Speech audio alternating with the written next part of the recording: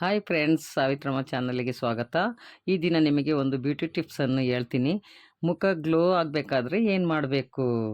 ನಾನು ಹೇಳುವ ಟಿಪ್ಸ್ನ ವಾರಕ್ಕೊಂದ್ಸಲ ಫಾಲೋ ಮಾಡಿ. ಅಲ್ಲಿಗೆ ಗ್ಲೋ ಕ್ಲೆನ್ಸರನ್ನು ತಯಾರಿಸಿಕೊಳ್ಳೋಣ. ಮೊದಲು ಟೊಮೆಟೊವನ್ನು ಪೇಸ್ಟ್ ಮಾಡಬೇಕು. ಟೊಮೆಟೊದಲ್ಲಿ ವಿಟಮಿನ್ ಸಿ ಇರುತ್ತದೆ.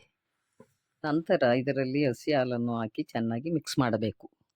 ನಂತರ ಇದನ್ನು ಚೆನ್ನಾಗಿ ರಬ್ ಮಾಡಿ ಇದರಿಂದ ಡೆಡ್ ಸೆಲ್ಸ್ ರಿಮೂವ್ ಆಗುತ್ತೆ. ಸನ್ ಟ್ಯಾನ್ ಮತ್ತು ಪಿಂಪಲ್ ಮಾರ್ಕ್ಸ್ ಕಡಿಮೆ ಆಗುತ್ತೆ, ಮುಖ ಬಿಳಿಯಾಗುತ್ತೆ.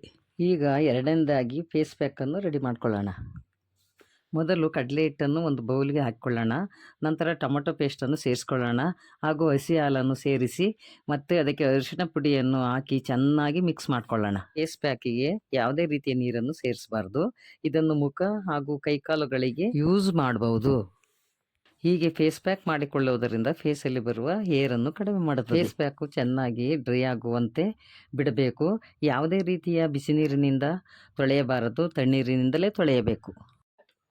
ಇದನ್ನು ಡ್ರೈ ಸ್ಕಿನ್ ಅಥವಾ ಆಯಿಲ್ ಸ್ಕಿನ್ ಸಹ ಯೂಸ್ ಮಾಡಬಹುದು.